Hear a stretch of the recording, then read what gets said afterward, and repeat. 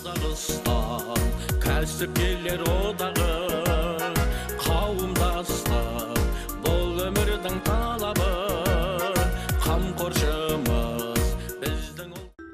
Бүгінде бизнесменге ақпарат қажет. Ал сапалы кеңес пен уақытылы қолдау Бүгінде тіпті қажет.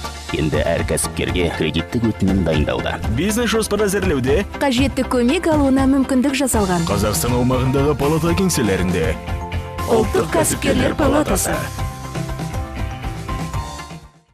Құрметті кәсіпкерлер, мынау бүгін біз кәсіпкерлер мектебінде алғашқы рет осы кәсіпкерлермен жұмыс жасап жатырмыз жаңа ғимаратта.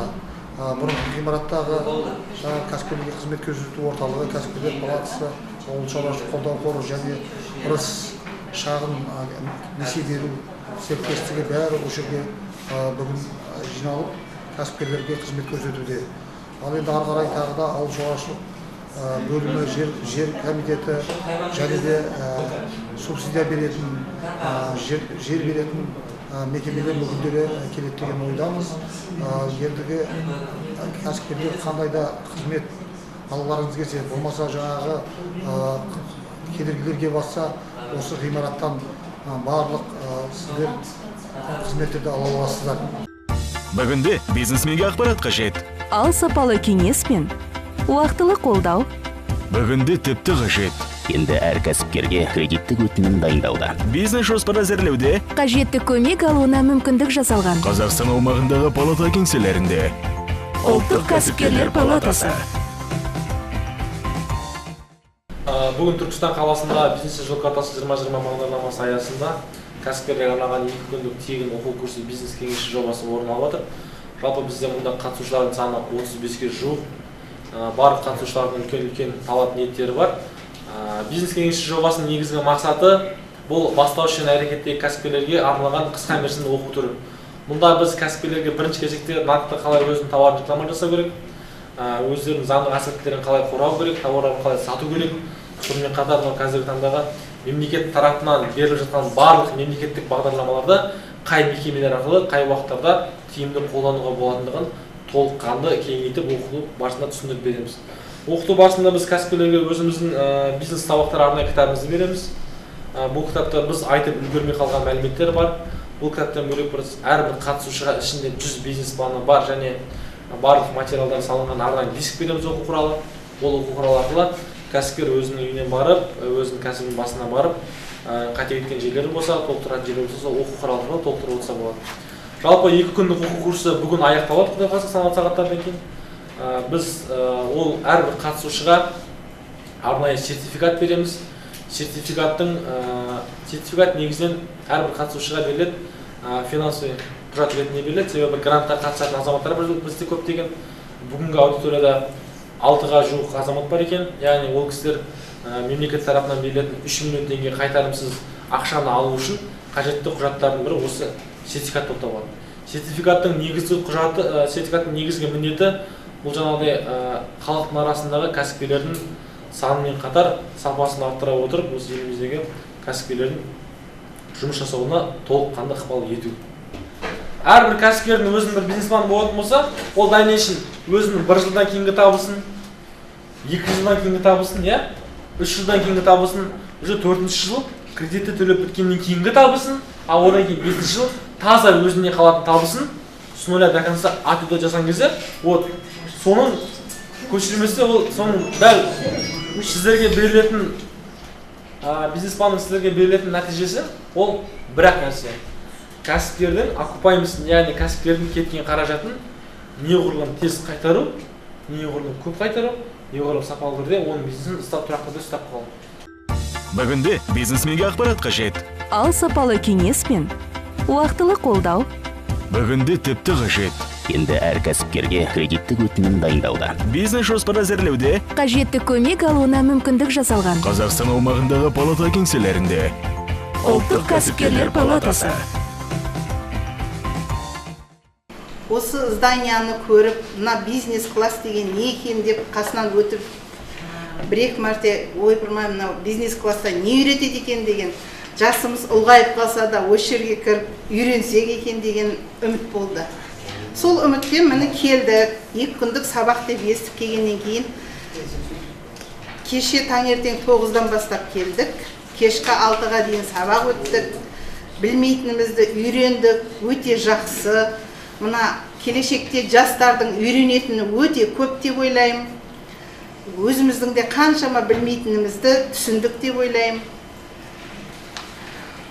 Мына бизнес деген енді әртүрлі болады ғой. Енді әлде болса басқа да бизнес ашқымыз келеді. Кәсіпкерлер палатасында оқып жатырмыз. Мінекей көп нәрсені үйретеді екен бұл жерде.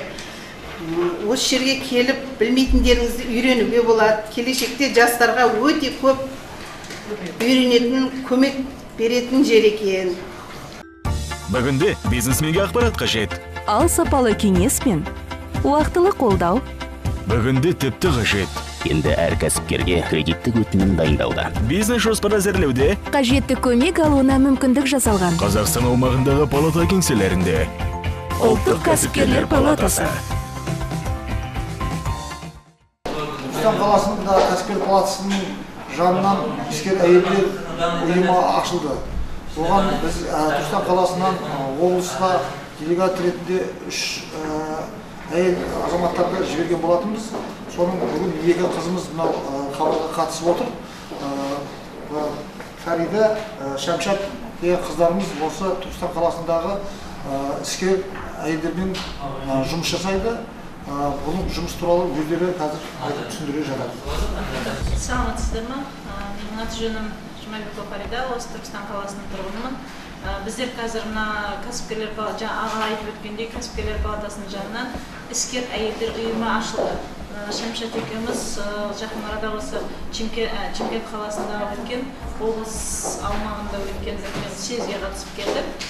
Негізгі бұл ұйымның мақсаты осы Түркістан қаласында іскер әйелдердің жобаларын, жоспарларын қолдап, сол кісілерге көмектесіп, жұмыстарын, мақсаттарын алға қарай жылжыту.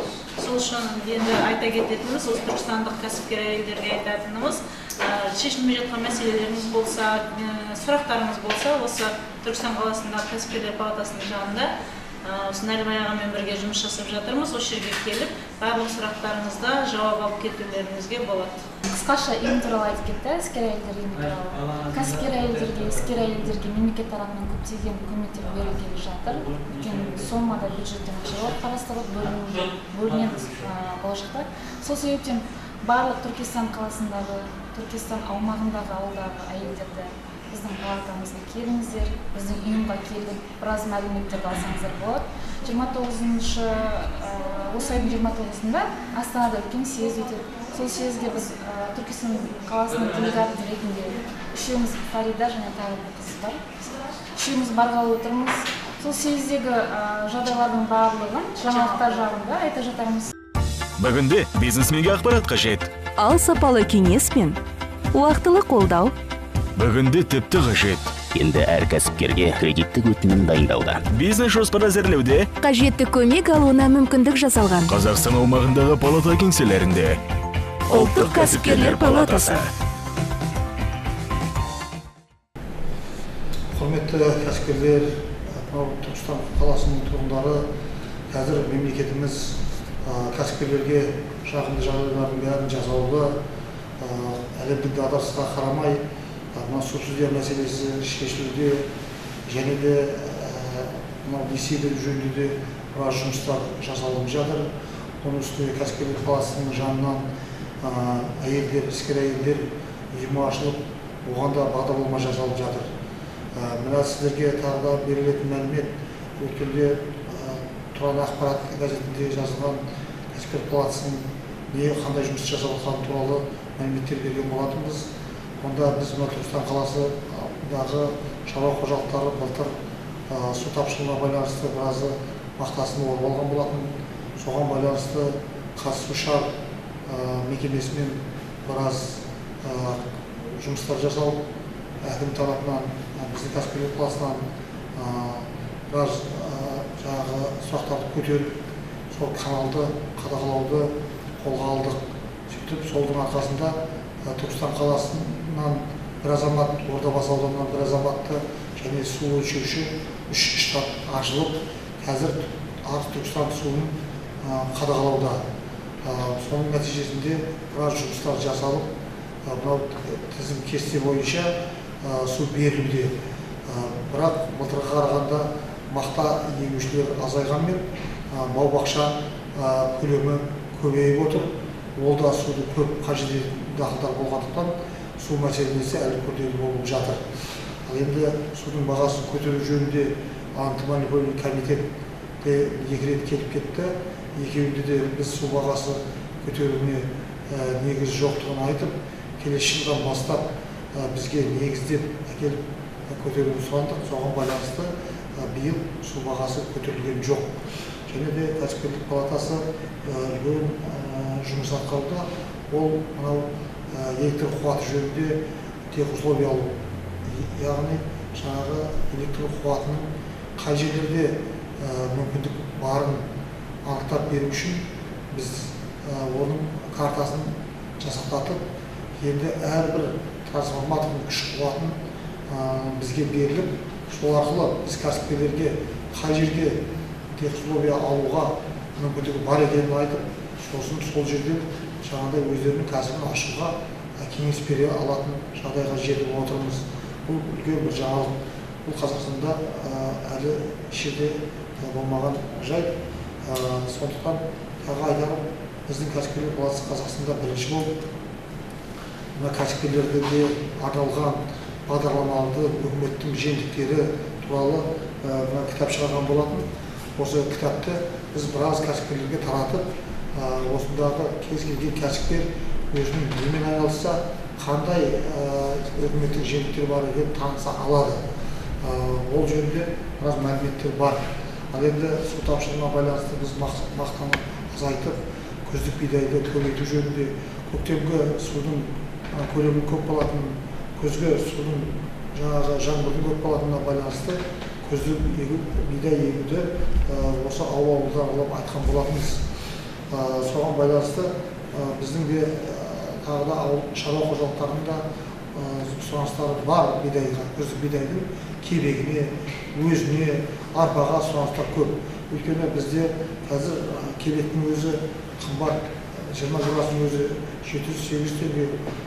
Жаңағы шаруа қожалықтарының шалғайда жатқан қораға бара бергенше жаңағы көлікпен апарудың өзіне айналып келгенде 1000 теңгеге шығып кетті.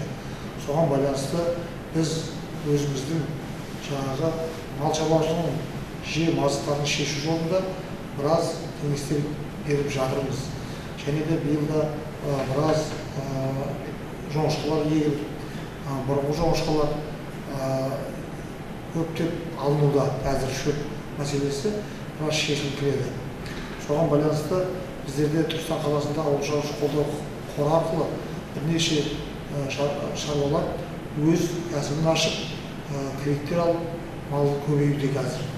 Енді ырыста өз тарапынан оларда жаңағы 20-20 бағдарлама бойынша көмек беріп, жұмыссыз адамдарға өз шаруашылықтарын ашуға, малды көбейтуге, малды бордақылауға қазір несиелер берілуде қазір таңға. Одан басқа кәсіпкерлік деген бағдарлама бар. Ауылда өнім шығаруға 14%-бен несиелер беруге бағдарлама жасалған. Бірақ қанша дегенмен де бұрынғыдай қаржы аздау болғанына байланысты бұл жаңағы кәсіпкерлік бағдарлама әлі бізде дұрыс жолға қойылмай отырғанын біз министрлікке хабарладық. Осы жөнінде кәсіпкер өнім өндірген күнде ғана біздің жаңағы сырттан келетін кедендік одаққа тәуелді болмау үшін осы өнімді өндіруге, әсіресе ауыл шаруашылығы сүт өнімдері. Бізде қазір өздеріңіз білесіздер, Россиядан келген сүт өнімдері болсын, болмаса сусындар болсын, табиғи екен еместігін анықтау жаңағы дұрыс жолға қойылмай отыр. Ал енді онсыда жаңағы бұрынғы съезд қазір тұтынушылар хат келген, бірнеше жаңағы сүт өнімдері, басқа Россиядан келетін басқа да өнімдерге тыйым салған жөнінде мәліметті ала аласыздар. Және сол тұтынушылар несімен мекемесімен қазір біз кәсіпкерлер палатасы қазіргі қауымдарымыз нитратты көптігі жөнінде мәселе қозғап, бұл жөнінде ақша ұйымдастырмақшымыз. Сосын кәсіпкерлердің көбісіне біраз сұрақтар туындап жатыр. Ретсіз сауда орындары, белгіленбеген сауда орындарында салаттар сату, балық сату, қауындарымыздар сату жөнінде біраз мәселелер көтеріліп жатыр. Бұл сіздерге кәсіпкерлерге айтатын, сіздер белгіленген жерде сауда жасауларыңызды сұранамыз. Және де өздеріңіздің өнімдеріңізді сараптамадан өткізіп, сертификат алуларыңыз тиіс. Сертификаты жоқ, мынау адам өміріне қауіп төндіретін өнімдерге кез келген уақытта жаңағы тұтынушылар несі, мекемесі тексеру жүргізе алады. Және оны тоқтата алады. Осыны есіңізде сақтаңыздар. Ал енді көбінесе олар жаңағы кәсіпкерлерді тексеруге болмайды деген сөзді айтады. Бірақ заңда адам өміріне қауіп төнсе тексеруге болады делінген. Соған байланысты біз егер де сіздердің өнімдеріңіз сараптамадан өтпесе, біз сіздерді қорғай алмайтындығымызды естеріңізге саламыз. Және де мынау кәсіпкерлік палатасы, кәсіпкерлікке қызмет көрсету орталығы, ауыл шаруашылық қолдау қоры, арыс, кәсіпкерлікке қызмет көрсету мекемелерінің өкілдері осы жаңа ғимаратта жұмыс жасап, сіздерге бір терезе мақсатында қызмет көрсету деген ойдамыз. Келешекте соған мына барлық облысымызда, Қазақстанда бірінші болып ғимараттар салынып, қазір барлық аудандар көшіп орналасты.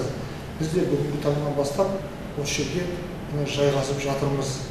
Соған байланысты кез келген сұрақтарыңыз болса, субсидия жөнінен, болмаса жер мәселесі жөнінен, болмаса несие мәселесі жөнінен, болмаса өздеріңіздің өнімдеріңізді сату үшін артық өнімдеріңізді қалада неғыватқан өнімдеріңіз болса, біз оны басқа облыстарға, болмаса облыс орталығына ұсыныс жасап сатуларыңызға қол ұшын бере аламыз. Және де тағы бір жаңалық, Алматыда бізде базарлар қатпен шығып жатыр, сұраныс.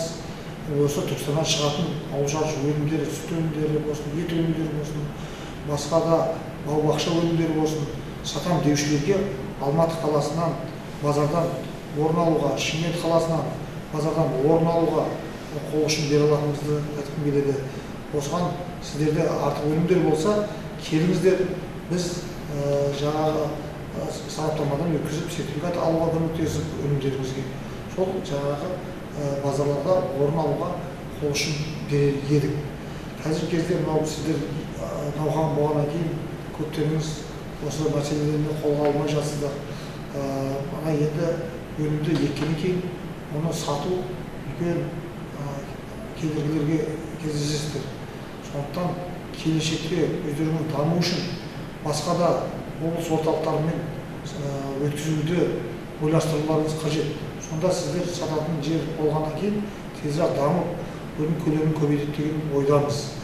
Ал енді мынау бүгін кәсіпкерлер палатасына осы уақытқа дейін мыңдаған кәсіпкерлер өздерінің кеңесін алып, болмаса әртүрлі қызметтер көріп жатыр. Оның ішінде мынау салыққа есеп беру жөнінде біз көмектесіп жатырмыз. Мынау салыққа 3 айлық, болмаса айлық, болмаса 6 айлық есептерімізде қиындық туғызып жатса, келіп біздің сол салық комитетіне бергенше көмектесе алатын маман бар қазір. Одан кейін сізге жаңағы бизнес жоспар жасауға да тегін көмектесе алатын маман бар. Және де мынау заң қызметін неде маман бар. Бізде де кәсіпкерлік қызмет көрсету орталығында да, мынау даму қорында да осы кәсіпкерлерге арналған мамандар қызмет етуде. Осы қызмет түрлерін пайдалансаңыздар деген ойдамыз. Және де мынау облысымызда өтетін грант мәселесі жөнінде облысымызда жоқ нәрселер болса, қазір осы айдың 25-іне дейін сол грантқа өтініштеріңізді білдірсеңіздер, оған да жаңағыдай құжаттарын дайындауға қол ұшын беріп көмектесіп, сол грант алуға қол ұшын берейік. Ал енді тағы да айта кететін мәселе алтын сапа жөнінде. Алтын сапа жөнінде ұлттық палатаға берілген. Бұрын жаңағы алтын сапаны мемлекет тарапынан министрліктерге берілсе, қазір ұлттық палата сол алтын сапаға жаңағы 3 түрлі номинация бойынша біз қазір ұсыныс жасаудамыз. Оның бірі жаңағы өндірілген өнім, біреуі қызметтің түрлері жөнінен, одан кейін жаңағы кәсіпорынның жаңағы шығарылған өнімінің пайдалану жөнінде осы 3 мақсатта қазір алтын сапаға біз осы Түркістан қаласы өнім өндіретіндердің несін сараптаудамыз. Өздеріңіздің өнімдеріңіз болып жатса, келіп бізге өтініштеріңізді беріп, оның жаңа сапасын әкеліп көрсетіп, сол алтын сапа жүлдесіне қатысуларыңызды сұранамыз. Және де біз әлі толықтай осы кәсіпорындардың көптерінің салық комитетінде мекен жайларының дұрыс болмағандығынан біз өнім өндіретін отандық өнімдерді қолдау үшін солардың басын жинап, бір мәселелерді қозғап, сол өнімдерін өткізуге көмектесейін десек, мекен жайлары жағына салыққа тіркелген елермен көбісі дұрыс келмей, сын тетіктерін ала алмаудамыз.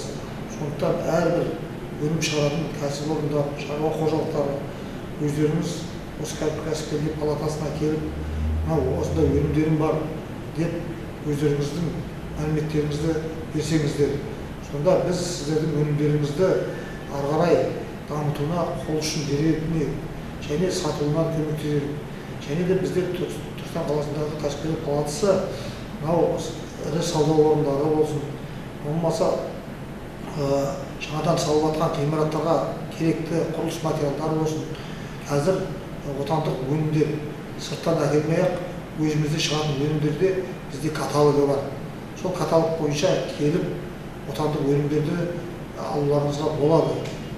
Одан кейін біз олармен келісіп шартқа мысалға Шымкенттен келетін заттар болсын, Алматыдан келетін заттар болсын, келісіп шартқа жаңағы шығарушы, тауар өндірушімен тікелей келісіп шартқа отырғыздырамыз.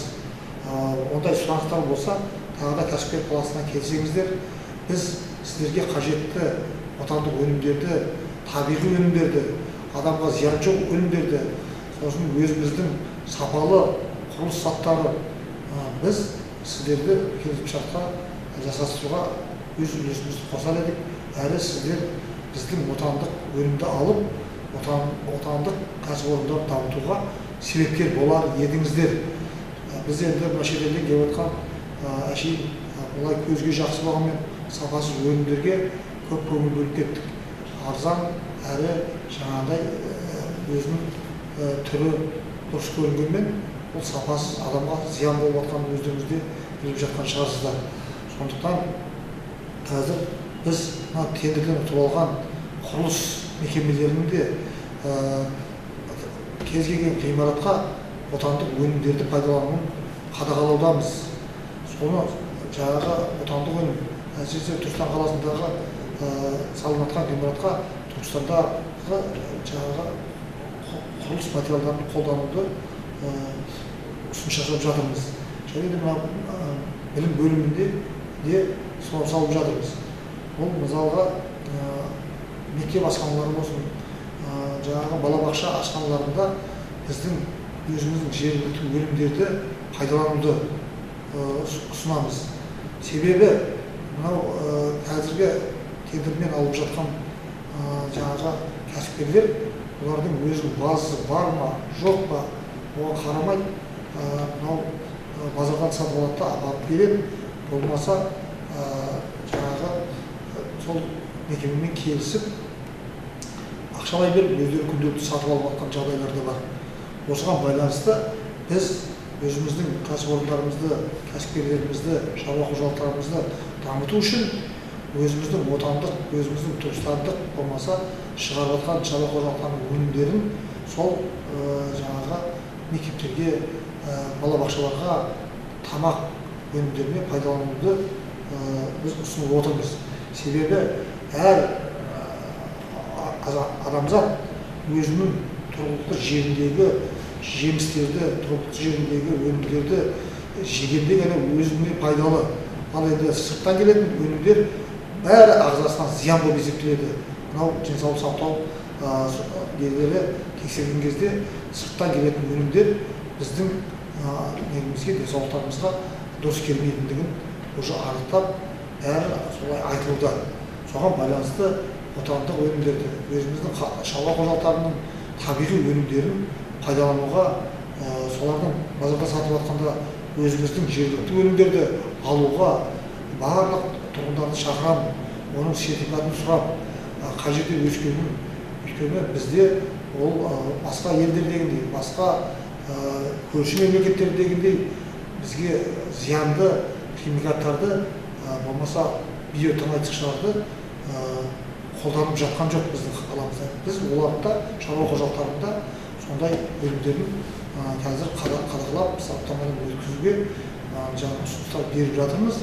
Сондықтан өзіміздің өнімдерді алуға, патриот болуға, қаламыздың ертеңгі күні жаңағы кәсіпкерлер дамып, салық молырақ түсіп, қаламыздың дамуына әрқайсымыз үлес қосуымыз керек. Өзіміздің жаңағы кәсіпкерлерімізді даму үшін әрқайсымыз атсалысуымыз керек. Соның өнімін, соның затын алуға, сол өзіміздегі Қазақстанда өнетін өнімдерді алуға бәрімізді шақырайын. Бүгінде бизнесменге ақпарат қажет. Ал сапалы кеңес пен уақытылы қолдау. Бүгінде тіпті қажет. Енді әр кәсіпкерге кредиттік өтінім дайындауда. Бизнес жоспар әзірлеуде Қажетті көмек алуына мүмкіндік жасалған. Қазақстан аумағындағы палата кеңселерінде. Ұлттық кәсіпкерлер палатасы. Қазақстан кәсіпкерлер одағы қауымдастық бұл өмірдің